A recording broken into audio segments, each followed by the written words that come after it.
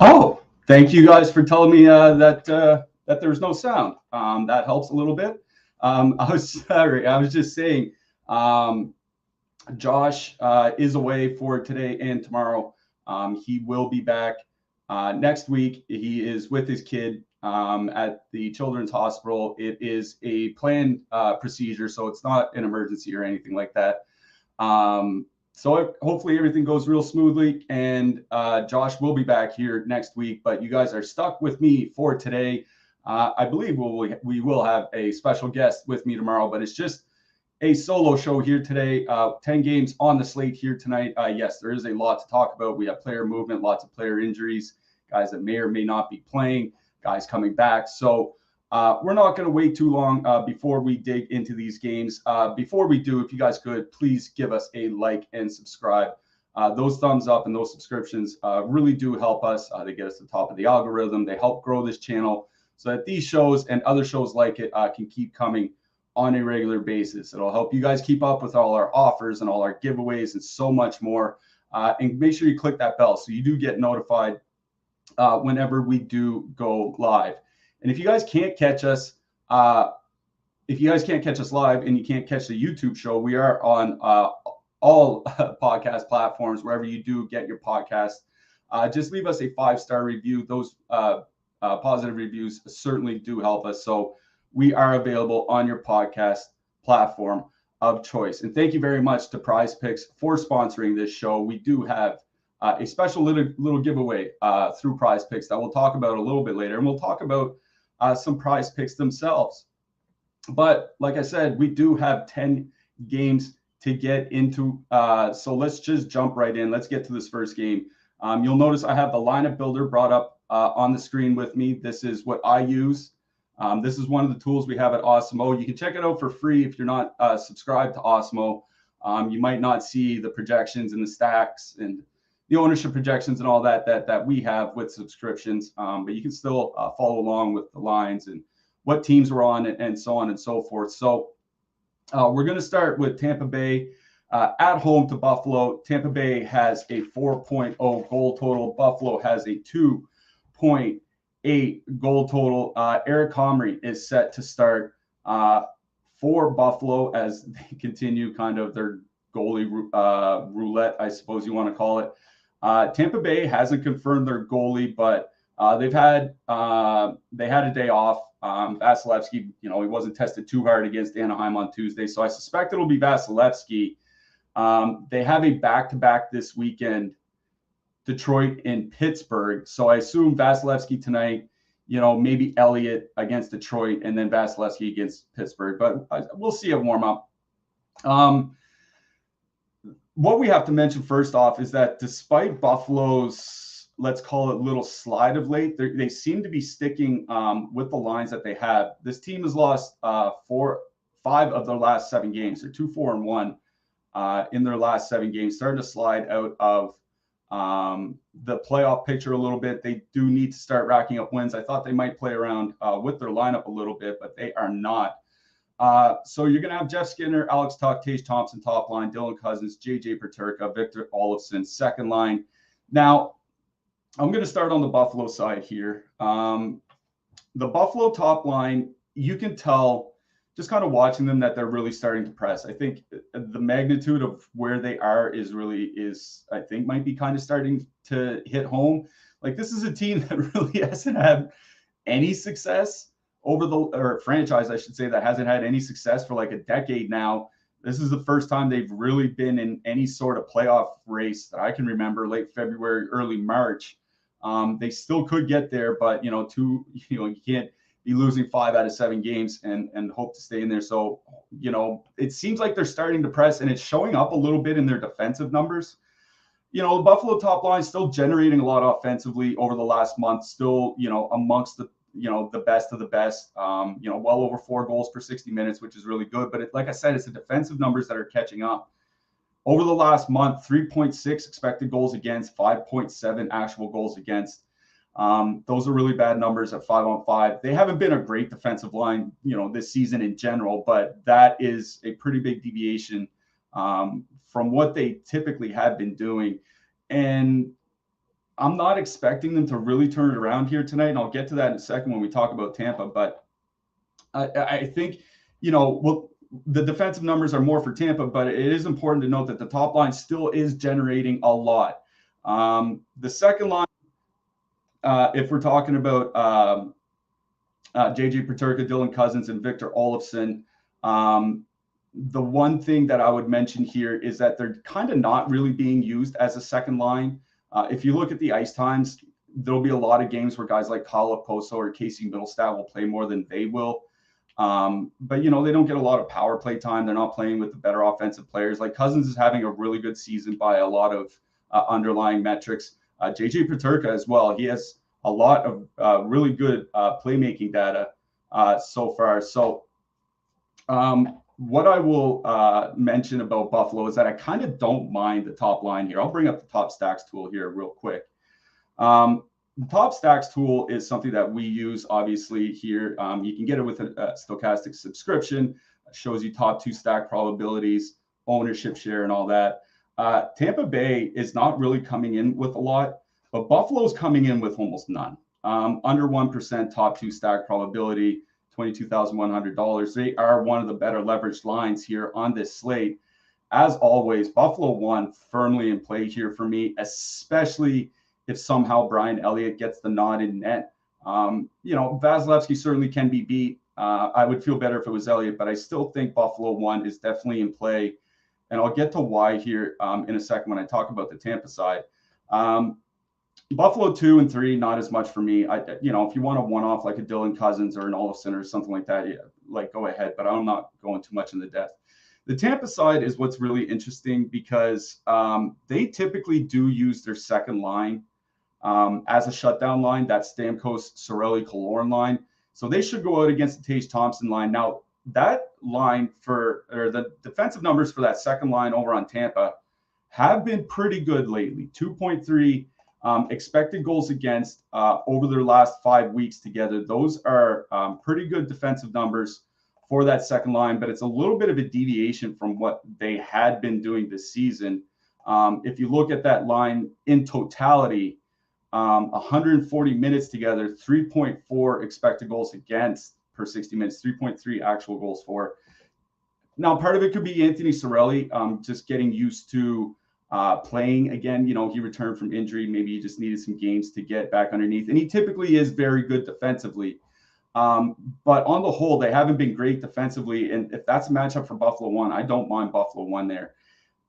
Tampa 1 is going to get second and third line matchups from Buffalo. And, as bad as the Buffalo top line has been defensively, the second and third lines have been, fine, but certainly not good by any measure. Tampa 1's not really generating a lot, though. 3.2 expected goals per 60 minutes over their last month. Now, they have been rotating lines at time, but it's kind of worrisome that they're not generating a lot. But this is a really good power play spot for Tampa. Buffalo doesn't take a lot of penalties, but they really struggle to kill off the ones that they do take. And Tampa, pretty good at drawing power plays. They're amongst the best, I think, 6th in the league in power play opportunities per game. So it's a good spot for the Tampa Bay power play, good spot for the Tampa Bay top line. I do like the top line for Tampa here. So it's both top lines for me in this game. All right. Now, moving along real quick, we're going to get down to the New Jersey Devils and the Los Angeles Kings. New Jersey has a 3.4 total. The Los Angeles Kings are sitting with a 3.0 total. New Jersey announced that goaltender Mackenzie Blackwood is injured, so Vitek Vanacek is going to start tonight, and it looks like he's going to start for the near future. Phoenix Copley on the other side for Los Angeles. Now, I'm going to start with the New Jersey side here because New Jersey, they're basically running back the same lineup that they had last game when they got their brains beat in by Montreal. Congrats to the Habs on that big win. But they're running back those lines. And in that last show, we talked about how good Sharon Govich and Jack Hughes had typically been together, at least offensively, over the last couple seasons. That line of Hughes, Sharon Govich, and Bratt is now up to about 85 minutes together this season, which is about, 7 games worth of ice time, 7 or 8. Not a lot, but we're starting to get a workable sample. 4 expected goals per 60 minutes at 5-on-5, 3.1 against. Like, they're generating a lot offensively, but they're also allowing a lot offensively.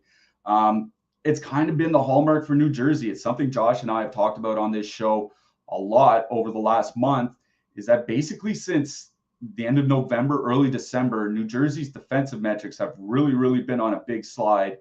And it's their goaltending, which has kept them in it, which is kind of funny when you think about where this goaltending was, back in October or basically all of last season. So they are generating a lot, but they are giving up quite a bit. And they're going to be going up against the Kings, and the way New Jersey is probably going to run their lines.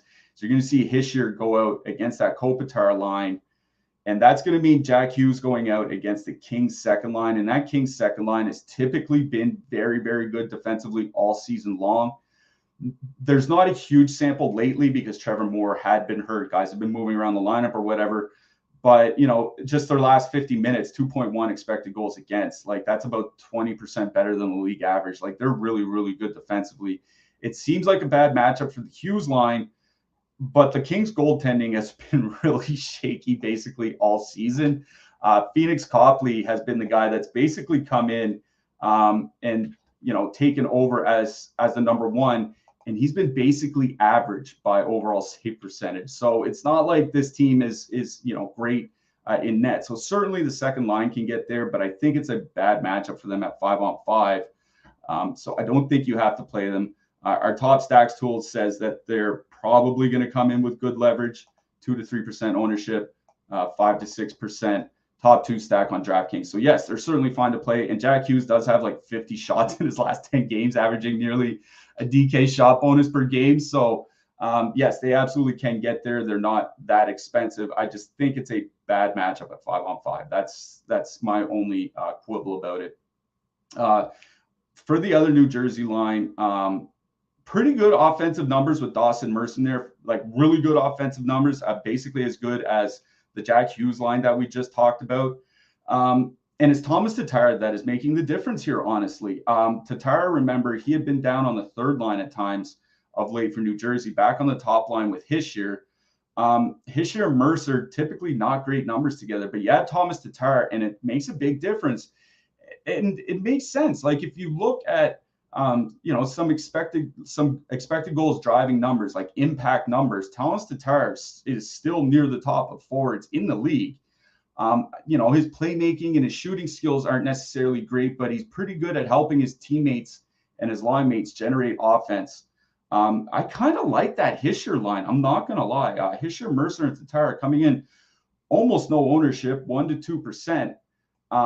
Per the top stacks tool. I think that's one of those filler lines I can get behind. You don't have to full 3-man stack. You can go like Hischier and Tatar or Hischier and Mercer if you want. But that is one of the more filler type stacks that I like. On the Kings side, should mention in the last game, Quinton Byfield was moved off the Kings top line for Gabriel Velarde. The Kings top line had been really, really good with Gabriel Velarde there earlier in the season. And if he's there again, they'd be all on the top power play unit. But they run into that Hischier Tatar shutdown line, and that's not something I want a part of. It's Kings 2 that interests me. They're not coming in with much ownership either, even less than the New Jersey line I just talked about. They're just 14K, Arvidsson, Deneau, and more. They have been generating a lot of offense in those 50 minutes since January, 3.4 expected goals per 60 minutes. Arvidsson over 3 shots per game in his last 5 games. They are generating. They're going to get the Hughes matchup, which I think is a really good matchup at them at 5-on-5, at least offensively. I think it's Kings 2 I like best on the Los Angeles side. So Kings 2 and the Hischier line for me out of this New Jersey and Los Angeles game. All right, let's get to the next one. The next one is one of the big games that we do have on the slate here tonight. We're going to be talking about the Pittsburgh Penguins with a 3.6 implied goal total. They're at home to the Edmonton Oilers. The Oilers have a 3.5 expected goal total. Tristan Jarry for the Penguins, Stuart Skinner for the Oilers.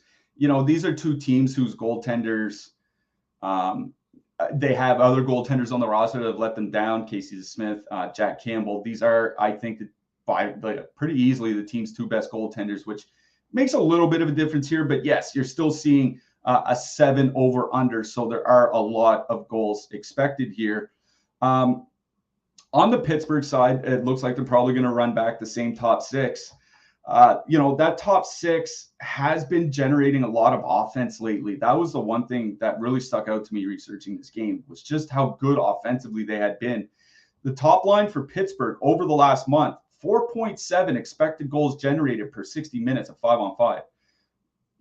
For people that might have just joined us over the NBA All-Star break, 4.7 expected goals per 60 minutes of 5-on-5 over a 100-minute sample is massive offensive numbers. League average is like 2.5 or 2.6. So this is like 80 to 90% higher than the league average.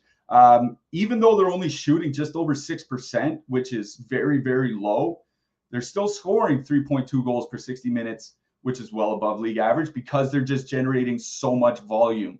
They're all playing, that around that 20-minute mark, between 19, 21 minutes. Ricard Raquel, I've mentioned before, like he's been a positive influence on the Pittsburgh power play, which has brought the power play from, awful to moderately respectable. I wouldn't say all the way respectable, but somewhat at least. So I don't mind that Pittsburgh top line here. I do think that they're in a bit of a tougher matchup against Edmonton than we might realize. Otherwise, I know we like to make, Josh and I like to make fun of the Edmonton Oilers here, but this is not a team that has been bad defensively of late. 2.25 expected goals against for the Oilers as a team at 5-on-5 over their last 20 games. That's third in the league. The only teams better are Carolina and Calgary. Like, they're better than they've been better defense over their last 20 games at 5-on-5 defensively than Boston, Vegas, Minnesota, Seattle. The goalies haven't been great, which is why the actual goals against is down over the last month by goals against. Edmonton's been really, really good defensively. And because of, how bad they've typically been over the last 5 years, I think people are just kind of assuming they still are a good defensive team plus Stuart Skinner in net. That's a little bit worrisome for me. I don't know if I want to pay up for Pittsburgh here, but they are, I'll bring up the top stacks tool again. They are coming in with really positive leverage, about +7 leverage, +7%. That's number 4, just behind the Buffalo line that we just talked about. So I get wanting to play Pittsburgh here. I just don't wonder if it's a reasonable price. They're under $20,000 as a line on DraftKings. They have a huge total. They're perfectly correlated on the power play. I wonder if that ownership doesn't come up a bit. That's what's kind of making me a little bit scared. The second line, the Malkin line, Malkin, Zucker, and Rust, has been just as good offensively at 5-on-5. 4.8 expected goals per 60 minutes over the last month, 4 actual goals generated per 60 minutes. So, both top lines are perfectly fine here. I just don't wonder if they come in a little bit over, higher owned than we might otherwise have them, just because they are starting to get a little bit cheap and there is a pretty solid total on their side. If anything, I would play Pittsburgh 1. The Edmonton penalty kill is better, but it has struggled this year. Edmonton does take a lot of penalties, 3.5 times shorthanded per game. That's amongst the most in the league. Pittsburgh power play hasn't been great, but like I said, it has been better with Raquel, and he is on the top line, top power play unit. So it would be Pittsburgh 1. I think Pittsburgh 2 is perfectly fine to play. I'm just trying to maybe take advantage of all the power plays Edmonton could offer up here tonight. On the Edmonton side, honestly, it's tough to say what to do because, yes, the Edmonton Oilers, quote unquote, ran lines today at morning skate. They had a top line of Leon Draisaitl, Connor McDavid, and Derek Ryan, and a second line of Ryan Nugent-Hopkins, Zach Hyman, and Kyler Yamamoto. But as we mentioned on the last show, Edmonton's not their last game. The game before that, the line that Connor McDavid was on in warm-up, he didn't play a single shift with them at 5-on-5. I don't suspect we're going to see the same thing here tonight. Now that Klim Kostin is back, they should be able to run 12 forwards and 6 defensemen and should be able to, they won't roll 4 lines. Edmonton never will, but at least keep somewhat consistent line combinations. I'm just not a big fan of Derek Ryan on the top line. We were talking about this in our Discord. He's just not a guy that does a whole lot on the ice. Like, he's not good in transition. He doesn't shoot very much. His shot rate is well below league average. If you look at where he passes the puck, Derek Ryan, whenever he gets the puck in the offensive zone, he kicks it out to the defenseman. And that's not just me saying that. That's people that are tracking this games to see what he does in the offensive zone with the puck and then, marking it down. He doesn't pass the other forwards in the offensive zone. Now, he hasn't played a ton with McDavid and Draisaitl this year, so maybe that changes a little bit. But this isn't a guy that has a high offensive ceiling. Nobody ever thought he has. And, does he spend more than a couple shifts there? That's the big question with Edmonton. I think with the Oilers, it's the same thing as always. It's the 4 power play guys, especially with Evander Kane still hurt. It's McDavid, it's Draisaitl, it's Hyman, it's Nugent-Hopkins. It's picking some combination out of those 4 and playing them. Derek Ryan, maybe he stays there the whole game. I very much doubt it. He's probably there for 2 or 3 shifts, and then the blender comes out and he ends up with 9 minutes of ice time or something like that. So it's just the big boys for Edmonton. On the Pittsburgh side, like I said, I think both top lines are perfectly fine and in play here. It's the top line for Pittsburgh specifically that is of interest to me, even though I think their ownership comes up from what we have right now. Just because Edmonton does take so many penalties, I think it's not a bad spot for the Penguins to take advantage of Edmonton's undisciplined play. All right. One more game to get to right now.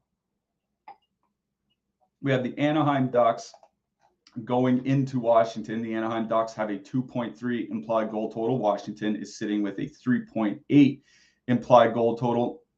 Now, just before we came on the air, we found out that Troy Terry will be back for Anaheim tonight. So what we're showing in the lineup builder right now, Grant, Strome, Zegras, McTavish, Henrique, Jones, that's not going to be the lineup because Adam Henrique is injured. They say he's injured. I mean, we're getting close to the trade deadline. Who knows? It's week to week, though, so I assume it's a legitimate injury. Derek Grant was moved off the top line in their last game as well. So, and Troy Terry is coming back. So I'm not wondering if we don't see a McTavish, Terry, and Zegras line here tonight. There's just really no one left for them to play with. Like maybe they want to split up Zegras and Terry. That's something they had done before Terry got hurt. So I could see them doing that and maybe doing like, Strome, Zegras, McTavish, Terry, Jones, and Lundestrom or something like that. I honestly don't think we're going to know what the Anaheim lineup looks like until warm-ups start. What I will say is that Troy Terry and Trevor Zegras typically have been pretty good offensively together this year and last year as well. And I don't think there's going to, between the implied total of 2.3 and Terry, on DraftKings, I think he still has the IR designation. No, they just took it off. So it just taken off. Like, I don't think there's going to be much ownership on here. We'll see what the lines are at warm up. But if Zegras and Terry are together, I would have some interest here. It's not as if Washington has been, their defensive numbers have certainly slid since John Carlson got hurt. They're more towards the middle of the league. The penalty kill is very good, which is one thing that would hurt Anaheim, but I'm not expecting any ownership on Anaheim here. I'm not stacking them. I'm playing single entry tonight. I think I'm not going to be stacking Anaheim. If I had a lot of lineups here tonight, I'd be at least paying attention to what Anaheim runs in warm up because you can get some very, very low ownership combinations. And that's what Charlie Lindgren in net on the Washington side. They're putting the backup in for this game as Anaheim often faces in their games. So, if Zegras and Terry are together, I wouldn't mind playing them. On the Washington side, Alex Ovechkin is back. That is pretty important for the Caps. He's going right back to the top power play, top line, which he always is. Him and Kuznetsov, their problem this year, which is something Josh and I have talked about at times this season, is finishing. I was looking at Kuznetsov and Ovechkin without Connor Sheary. 3.3 expected goals per 60 minutes of 5-on-5 this year in 125 minutes played. That's pretty good offensively, but only 1.9 goals because they're shooting 5.5%. If they're shooting something like 9%, they're probably around 3.2 goals or whatever, and they're pretty good offensively. That's a little bit of a problem, but it's the Anaheim Ducks. This is probably the worst team in the league defensively. And they do take a lot of penalties of their own, just about as many as the Oilers that we just talked about. So, if you want to do like just stack the top line, Ovechkin, Wilson, Kuznetsov, I think that's firmly in play. What I will mention is what our top stack shows, and that is that there is a lot of ownership on Washington, 16.5% on the top line as a trio. If it's saying and Ovechkin top lines at 16.5%, you can probably expect Ovechkin at like 25 to 30% in some contests. So just, we've gone over this the last few times that Anaheim's been on the slate. Certainly Tampa beat their brains in their last game. But Anaheim's going to draw a ton of ownership at all times. For good reason, don't get me wrong, but it's not a guarantee that Washington goes out here and wins 6-0 or something like that. It's far from that sort of guarantee. So it's up to people what they want to do with the chalk that Washington is going to be here tonight. But as always, if I'm playing Washington, Alex Ovechkin is in the stack. So no matter what I do, whether it's Ovechkin and Kuznetsov or Ovechkin, Kuznetsov plus Backstrom for some sort of power play stack, just Ovechkin and Backstrom or something like that. I don't mind doing that. Just watch for the heavy ownership. I think that's all I'll say about this one. This game's pretty self-explanatory. What I will say is that I'm not stacking the Anaheim. I'm not stacking the Washington depth. Backstrom is due for some regression, but I have questions about how healthy he actually is. I kind of have the same questions about TJ Oshie. Both lines are coming in with pretty significant negative leverage. Again, if you want to put Backstrom with Ovechkin for a power play stack, that's fine. But I don't think I'm going out and stacking Backstrom, Sheary, Johansson, or something like that. That's not something I'm doing for this slate. We do have a little special promo that we'd like to talk about real quick here at Awesemo. You can get 4 weeks of NHL here at Awesemo for $29.98. That is 50% off the NHL package here at Awesemo with the coupon SCORE. That link is below in the video description below the YouTube video. Just go and click through and you can get 4 weeks of our NHL package for 50% off, and then it goes to regular price after that, which is $59.95 a month. You get the lineup builder, which I've been showing all show. You get the point projections, that are shown in our lineup builder. You get our top stacks tool, which I've been showing all show long. There's fantasy rankings, there are team stack rankings, and then there's our Discord, which there is a lot of DFS talked about. Just today, using how to use different features on Fantasy Cruncher was something that was discussed. Different line combinations people can use is something that was discussed. People are giving, betting tips and betting picks and things like that. Lots going on in the Discord at all times. So be sure to just click through the link below, $29.95. You get access to everything that NHL Stokastic has. And it's a really, really good deal. If you just want to try it out for months, you don't like it, you can move on. All you spend is $1 a day. So just click through that link below. Come join us here at Stokastic. Come join us here for the final couple months of the season. And come check out our Discord. We always love seeing new faces in there. All right, let's get to our next set of games. We have the Minnesota Wild going into Columbus to face the Columbus Blue Jackets. The Minnesota Wild have a 3.1 total. Columbus Blue Jackets have a 2.5 total. The big news here is Johnny Gaudreau is back for Columbus. He is back and on the top line with Boone Jenner and Patrick Laine, which is obviously, as always, that we want to it's the line combination that you want to see. It's something Josh and I talk about, pretty much every show, that they should be leaving that line together. Maybe you want to move Marchenko there instead of Laine or something, but that is easily their best line here. They're at home to Minnesota. Marc-Andre Fleury is already confirmed for the Minnesota Wild, where he's going up against Joonas Korpisalo for Columbus. Now, Minnesota has reunited that Hartman, Zuccarello, and Kaprizov line. They've been together for a few games now. That's a line that was so good together last year. They're having a little bit of a problem generating good quality. Like, they have 90 minutes together over the last couple months. 74 shot attempts generated per 60 minutes, which is quite a bit. But only 2.7 expected goals generated. That's not a lot. They're having that problem that Calgary has that we talk about sometimes. They're generating a lot of shot attempts, not really a lot of shot quality. So I'm not, it's tough to say I don't like Minnesota, because obviously this is a pretty good matchup for them. And if you look at our top stacks tool, yes, they're coming in with a lot of ownership as well, but basically bang on their top 2 stack probability. And it's 17,900 on DraftKings. They're really not that expensive. So, you can get in another pretty good stack alongside them. There are a couple problems that I have with Minnesota.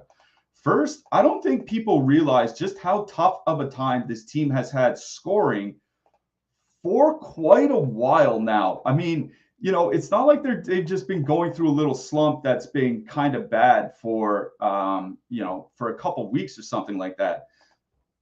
Pardon me. I was looking at how this team has been doing basically since the start of December, span of 36 games, or nearly half the season. Minnesota's 25th in goals per minute. They're worse than Philadelphia. They're worse than San Jose. They're worse than Ottawa. They're worse than Detroit. They're worse than Nashville. You know, a lot of that is shooting percentage related, but they're still not generating a lot of shot attempts either. Basically right in the middle of the league. Like, this isn't a team that is generating very much. Now, Columbus is a pretty bad defensive team, and it's a good matchup, but Joonas Korpisalo is having a pretty good season in net. I don't think people realize the save percentage is like 914 or something like that, which might not sound great, but the league average, I think, is 904 or 905. Like, he's been really, really good. And on top of that, as mentioned in the YouTube chat just now, Jonas Brodin was put on the IR today as well. So Minnesota's down one of their top 3 defensemen, maybe top 2 defensemen, along with Jared Spurgeon. So, like, I get wanting to play Minnesota. You get 2 to 3 guys on the top power play unit. They're not that expensive. Columbus is a pretty bad defensive team. But there could be a lot of ownership here. They're really not generating a lot of quality. And Korpisalo has been playing pretty well this year. I think this is kind of the spot where I would go and fade the ownership. Like, if you asked me to pick between the Minnesota top line and the Washington top line, you know, the Minnesota top line coming in 17,900. That Washington top line also 17,900. Both coming in, you know, basically bang on the top 2 stack probability. Very, very similar lines here tonight. I'm playing Washington. I'm not playing. I would play Washington over Minnesota, and it's not particularly close for me. So yeah, if you want to play Minnesota, that's fine. Go ahead. I think there's too much ownership, and I think there are reasons to not play Minnesota, given the way they played, how Korpisalo is playing, plus all that ownership coming in on there. The second line, Marcus Foligno is back from Minnesota. The second line is going to be him and Joel Eriksson with Matt Boldy. That line just hasn't generated any offense this year. Like Marcus Foligno, he's basically dragging down all the offensive numbers of everybody he's playing with. He has 85 minutes together this season alongside Matt Boldy, and they've generated 2.0 expected goals per 60 minutes of 5-on-5. That's just flat out bad. Like, that's not a little bit below average, or maybe they're struggling a little. Like, that's just flat out bad offense. Yes, they can get there against a Columbus team that is, you know, doesn't really have good depth. But they're coming in a little bit overowned as well. Like, yeah, one off Matt Boldy, I would say, yeah, go ahead. One off Joel Eriksson, yeah, go ahead. It feels weird to say, because if you would have told me I'd be feeling this, you know, back in the middle of December, I'm just not super excited about playing Minnesota here tonight. Yes, they're still certainly fine to play given the matchup, but I think given all the ownership and the way they played for the last 3 months, I think there are reasons not to play them. I will say I don't have any interest in the Columbus side. For as bad as Minnesota's been offensively, they've been excellent defensively, both at 5-on-5 and on the penalty kill. You know, Columbus's top line certainly fine to play here tonight. I'll bring up the top stacks tool again here real quick.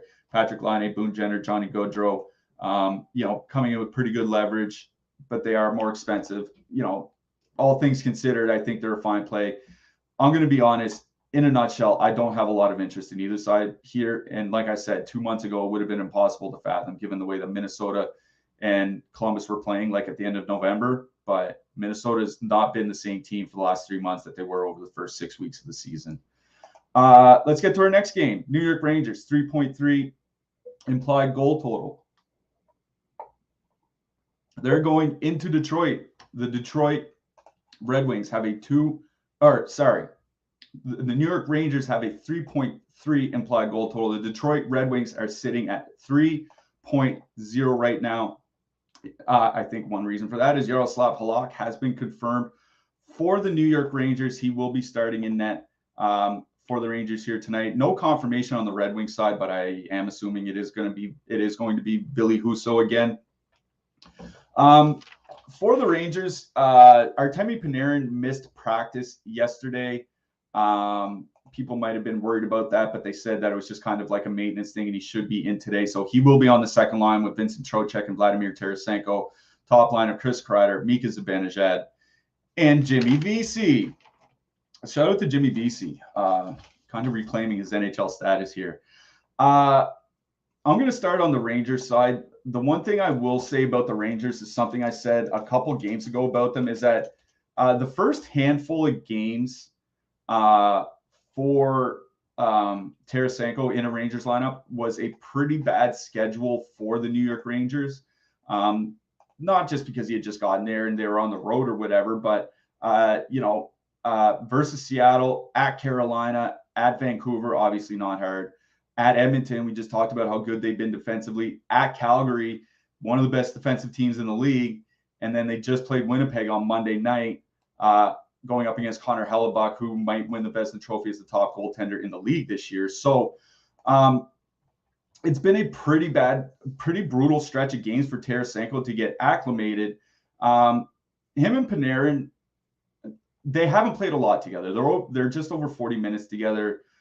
They're above water by shot share, which is a good sign because Artemi Panarin lines typically aren't above 50%.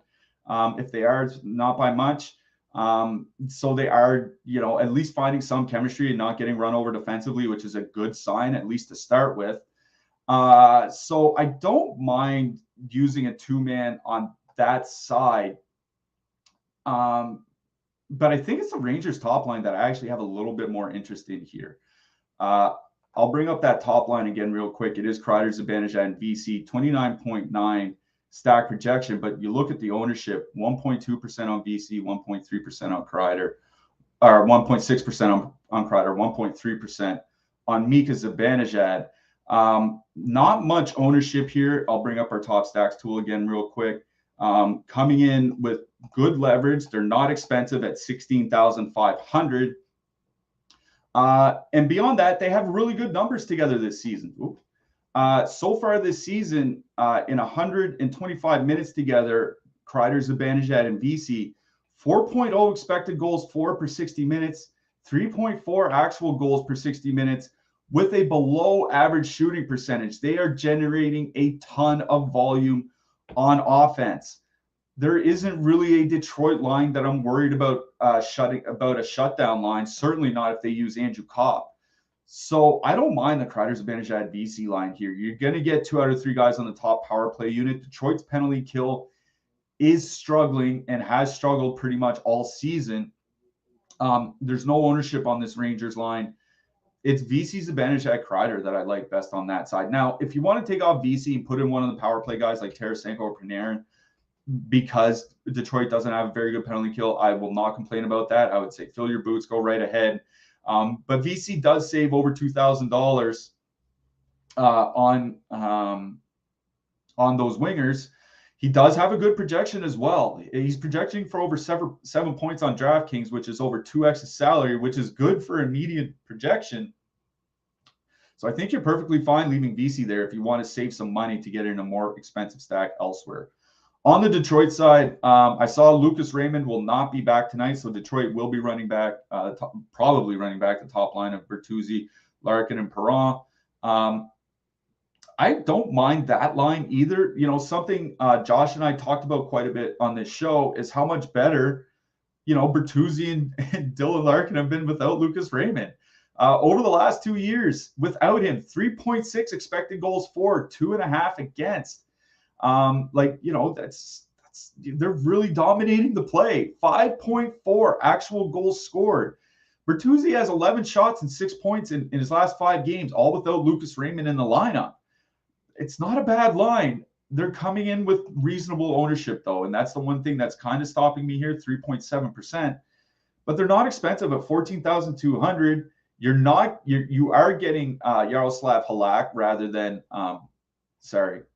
you are getting Yaroslav Halak rather than Igor Shesterkin. I don't mind that Detroit top line. A 3 total is not nothing. So I don't mind them. Should mention Jakub Vrana is going to be staying in the lineup. I think there was something about him being assigned to the AHL or whatever. That was just kind of like a paper move. He's going to be in the lineup here tonight, but it is the Detroit top line and the Rangers second line that I do like best in that game. All right, let's get to our next one. In fact, I like that Rangers second line so much. I'm going to put him in our lineup. So With the lineup builder, you can make a lineup as you go along, see what fits, see what doesn't fit. I do like that Rangers top line, so I'm going to add them into the lineup, and there you go. You can see, the ownership percentage, their projection, what the stack is projected for, et cetera, et cetera. So we're going to have the Rangers top line be the first line that we put in right there. All right, let's get to our next game. This is probably the second main event of the slate. We have the Vancouver Canucks going into St. Louis. Vancouver has a 3.3 total. St. Louis Blues sitting at 3.5. Both, you're not seeing them in the lineup builder right now because we do need an update in a little bit, but both Pavel Buchnevich and Brandon Saad are going to be back for St. Louis. The top line should be Saad, Robert Thomas, and Jordan Kyrou, with a second line of Barbashev, Schenn, and Pavel Buchnevich. Now, there is a 7 over-under in this game. They are expecting a lot of goals, and I think for very good reason. This is, especially with Ryan O'Reilly gone, this could be a pretty bad defensive team from St. Louis, but they just got some reinforcements back and some pretty big ones. Pavel Buchnevich, I think, is their best two-way winger. He's certainly much better defensively than, Tarasenko, who's now gone, or, Jordan Kyrou or Ivan Barbashev or whatever, like much better defensively. He's a pretty good offensive player on his own. I just don't know if he's good enough to carry a Schenn Barbashev line. Those two guys are typically pretty bad defensively. Like Barbashev is notorious for being a one-zone player.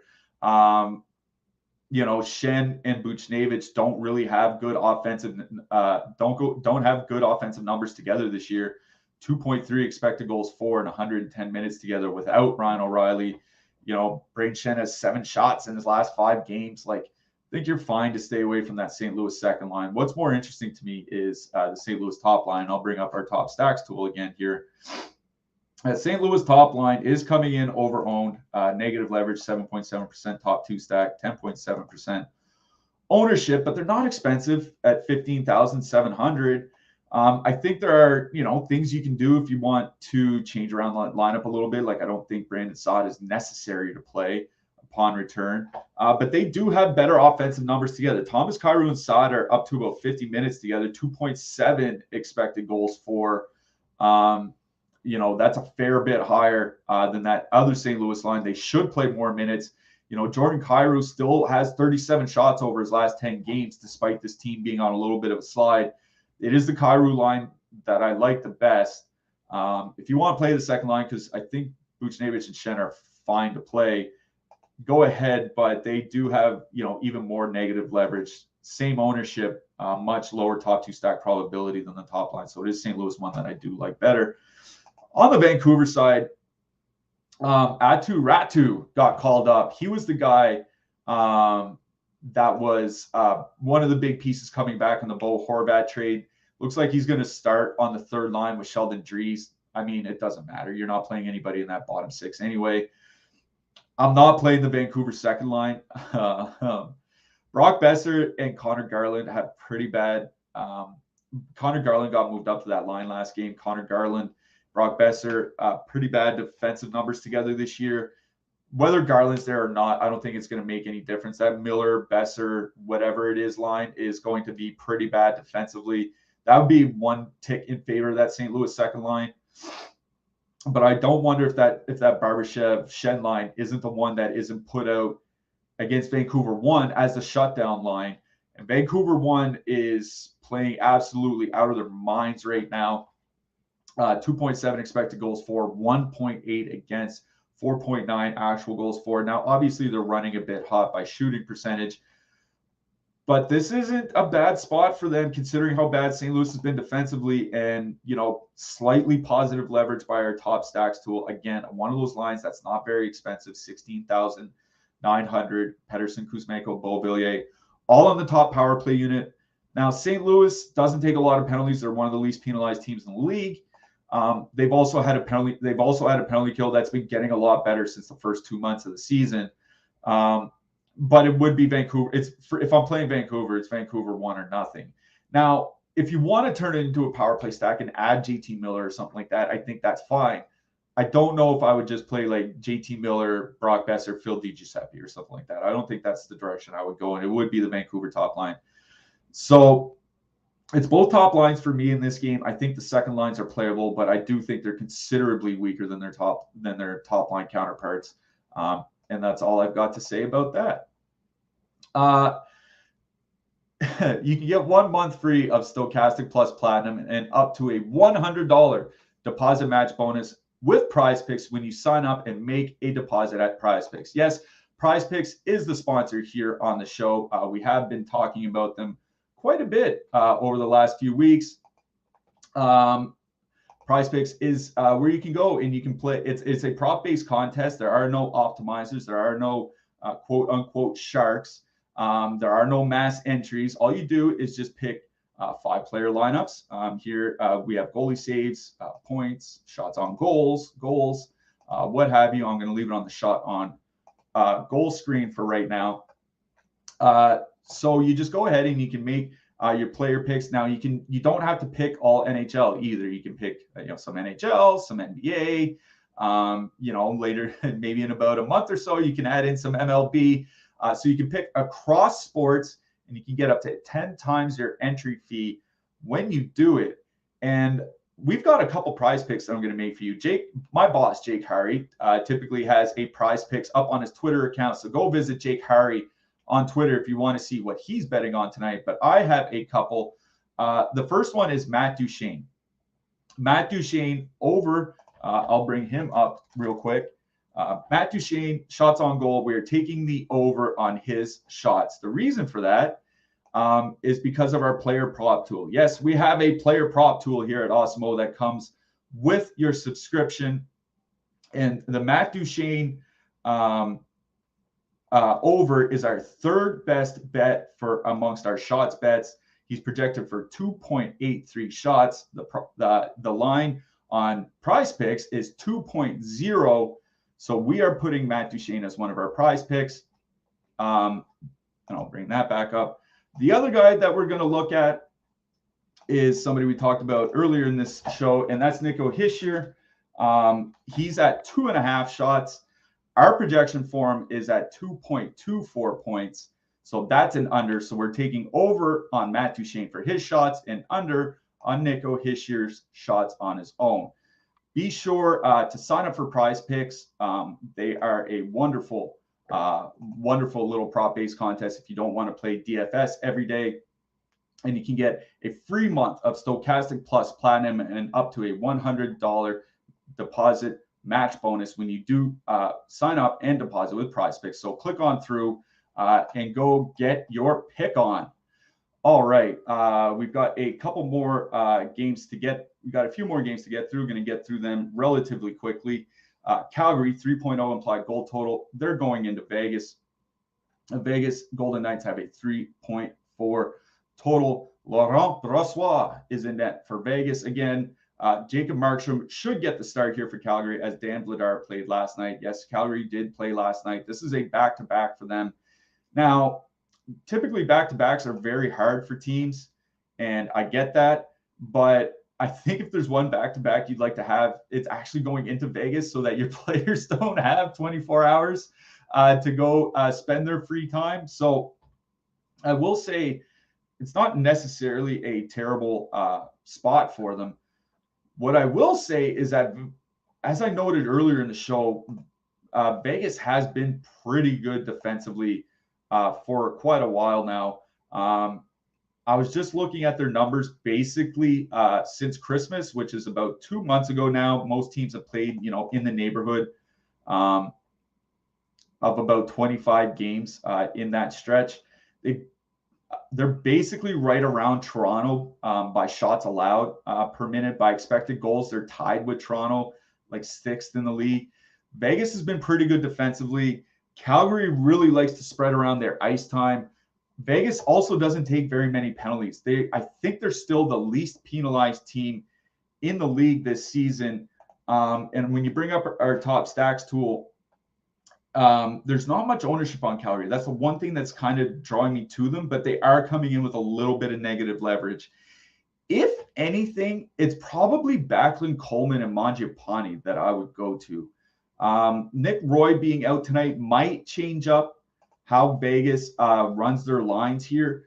But that Calgary third line could be out against the third and fourth lines from Vegas here. And I think more importantly, it gets them into the depth on the blue line. And that Backlund, Coleman, Mangiapane line has been really, really good ever since they first got put together. I think they're a nice filler line, but that's all I would touch on the Calgary side. On the Vegas side, in a nutshell, I don't have a lot of interest in Vegas, but two things. One, they're not coming in with much ownership. The Marchessault-Eichel line has positive leverage. The Stevenson Carrier Kessel line has negative leverage. But there's good positive leverage on that Vegas top line. The Vegas top line has been pretty good of late. 3.3 expected goals, 4.7 actual goals in their last 90 minutes together. Problem is they're doing like Calgary does and spreading out ice time. Like Jack Eichel's playing like 17 minutes a game. It's really not a lot. You're basically banking on Jacob Markstrom continuing to play as poorly as he has. You can do that. I think the main reason I would play Vegas, there are two reasons to play Vegas. One, positive leverage at a reasonable price. And two, Calgary is going with Jacob Markstrom. Now, if Jacob Markstrom plays well, Calgary's a good enough defensive team where Vegas could look pretty bad here tonight. But with positive leverage and Markstrom in net, I think it might be worth taking the chance of going on Eichel, Marchessault, and Cotter. If you want to take out Cotter and just go Eichel, Marchessault or something like that, I think that's perfectly fine as well. Boston, 3.3 implied goal total. They are going into Seattle. The Seattle Kraken have a 2.6 implied goal total. On the Kraken side, they have Philip Grubauer confirmed. On Boston's side, I think they have Linus Ullmark projected to start here for the Bruins. He started 3 in a row, though. And they have Vancouver this weekend, so maybe they give Ullmark another break, a little break or something like that to go play Vancouver. But it doesn't make a huge difference for me whether it's Ullmark or Swayman, because the thing with Seattle is like I don't want to say struggling to score, but clearly the shooting percentage regression monster has kicked in a little bit here. And Boston is a brutal matchup. The top line for Boston, 1.8 expected goals against per 60 minutes this year. The second line for Boston, 2.4 expected goals against per 60 minutes since January 1st. Really, really good defensively. And if you look at Seattle, you're seeing it in the top 2 stacks. Like their top line is under 1% top 2 stack. That Bjorkstrand-Tolvanen line is at 0.6%. It's just a brutal, brutal matchup for Seattle, where they spread out ice time. The penalty kill, the power play, has been a little bit better, but still barely average. Like, I think this is a situation where I'm just out on Seattle tonight. It's another one of those, like, if you want to one-off, Yanni Gourde, if you want to one-off Oliver Bjorkstrand, if you want to one-off Jordan Eberle, I think that's fine. Seeing a full 3-man stack getting optimal against Boston with the way that they've been playing defensively just feels like a real tall task on a 10-game slate where there are 20 teams playing. So not a huge amount of interest for me in stacking Seattle. On the Boston side, it's probably that Boston second line that I like the best. The reason for that is Gourde, Tolvanen, and Bjorkstrand are or it's the Boston top line I like the best. Sorry. The Gourde, Tolvanen, and Bjorkstrand line has been getting a little bit worse defensively. If you look at the top stacks tool here, Boston's top line has almost no ownership. And I get that there are concerns about like ice time and things like that. But what I will say is that if at the end of the night, Patrice Bergeron's only played like 15 minutes, it's because Boston's won like 5-1 or something like that. Like when they played a close game the other night, he played 19 minutes or something like that. As long as it's close, he's going to play. It's when it's in the blowouts that he's not going to get very many minutes. So I don't mind going back to Boston one, but I think this is another case where I would be picking one-offs from both sides. Gourde, Pasternak, DeBrusk, Bjorkstrand, that type of thing, rather than full stacking anything, especially where Seattle's penalty kill has been getting better. That had been the bane of their existence. It has been getting better. Final game on the slate we'll get to real quick. Before we do, just want to mention that the XFL is back, and with some big contests. Matt Gashevsky has you covered with his XFL DFS projections each and every week, as well as a video breaking down the slate available over on the Stokastic DFS channel. You can sign up for the XFL package using the link below and getting 50% off your first week, and it's only $11.50 to do so. That's half the regular price. You get Matt Gashevsky's industry-leading projections, a premium video on demand available only to subscribers, as well as access to the XFL Discord channel. So if you want to get a little bit of football in you, just click through the link. You can get through 50% off your first week of XFL action. Our final game coming up, we have the Nashville Predators 3.1 total going into San Jose. The San Jose Sharks have a 3.0 total. James Reimer has already been confirmed for the Sharks. On the Nashville side, I suspect it'll be UC Saros because they have a couple days off until their next game. But, you know, we'll probably find out at warm-up. I'm going to bring up the top stacks tool here real quick for this game, for Nashville specifically. You're not seeing any, right? 0.5% on the top line, 0.5% on the second line. Nashville lost Ryan Johansson to injury. Nashville has lost Philip Forsberg to injury, and this was a team that was struggling to score anyway.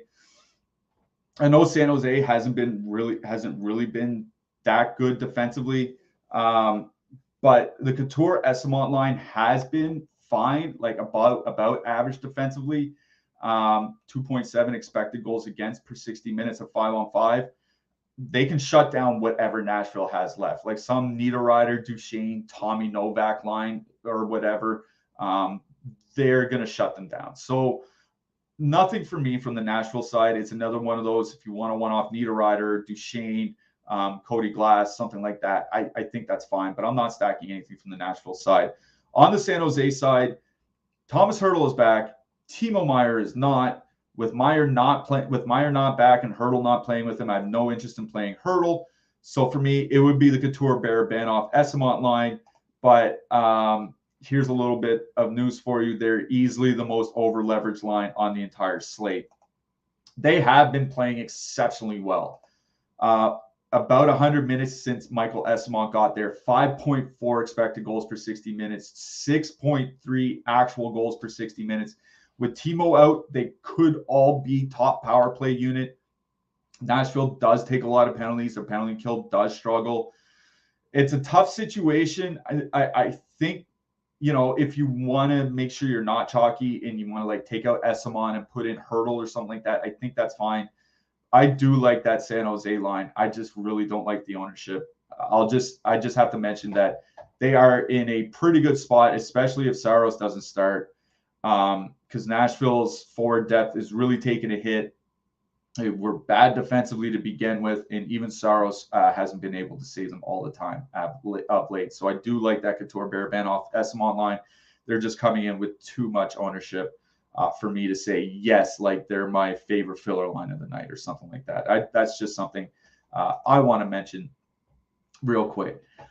Coming up after us, it's a No House Advantage Thursday night NBA show with Neil and Greg. They're at 3:30 Eastern. And then the NBA Double Dive and Live Before Lock with Dave, Ryan, Greg, and Eric starting at 5 o'clock Eastern. All right, 4 goalies have stood out to me so far here today. Joonas Korpisalo, 6,700, I think, on DraftKings. I told you he's been playing well this season. Minnesota hasn't been able to score. I like Korpisalo for that price at home. Vitek Vanacek at home as well. Don't mind him. Laurent Brossoit starting for Vegas. I don't mind him either. He's had some pretty good games in the NHL over his career. He'd be one of the expensive guys I look to in case Calgary has some trouble generating quality, like I said they have had this season. With UC Saros, pardon me, in that late game, don't mind him either. On the blue line, 3 defensemen I would particularly pay up for. Of course, Roman Josi on Nashville. If they generate, it's kind of like Erik Karlsson. I'll probably go through him. Victor Hedman, obviously running the the Lightning power play at home in that fantastic matchup for Tampa Bay. And Adam Fox, I think he's kind of a sneaky pick here. Remember, Detroit has a pretty bad penalty kill. Tarasenko is back there now, so don't mind him. For the mid-price guys, Jared Spurgeon got moved up to the Minnesota top power play unit in the last game. Now, Kalen Addison is back in the lineup tonight, so maybe Spurgeon isn't there. Might be worth a risk if you're playing a ton of lineups. Chris Letang, Darnell Nurse, obviously from that Edmonton-Pittsburgh game. Eric Gustafson in a really good power play spot for Washington. Noah Hannafin and Hampus Lindholm would be the other two mid-price guys that I wouldn't mind. Justin Falk as well for St. Louis, especially if Torrey Krug out here tonight. For cheap guys, Eric Goodbranson, obviously, for Columbus. Simon Benoit, again, for Anaheim. Callie Rosen for St. Louis here tonight. We'll see what their defense lineups look like, but there should be more minutes with Krug out. Braden McNabb for Vegas. He's been basically number 3 on the depth chart behind Theodore and Pietrangelo.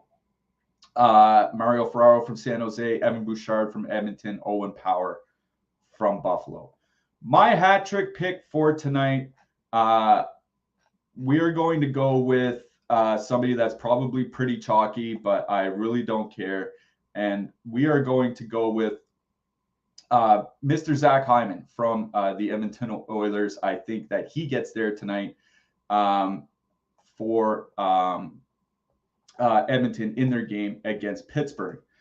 All right, we're almost there. We just got to finish our lineup. Remember, we started with the New York Rangers top line. I don't mind that Vancouver top line in that matchup either. So we'll move that Vancouver top line in.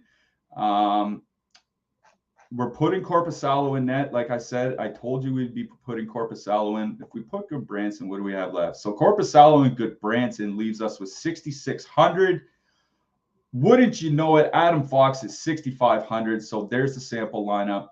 Vancouver 1, Rangers 1 plus Fox, and then Goodbranson on the blue line with Joonas Korpisalo in net. See how quickly it can all come together. 94.8 projection over on DraftKings. That is our sample lineup here for tonight. And that'll do it for me. We are out of here. As mentioned, we will have a special guest for tomorrow. Thank you, everybody, for hanging out here today. Thank you for letting me know that I was on mute there for the first couple minutes of the show. Good luck tonight, everybody. We'll talk to you in the Discord. Please hit that like and subscribe on your way out, and we'll see you tomorrow.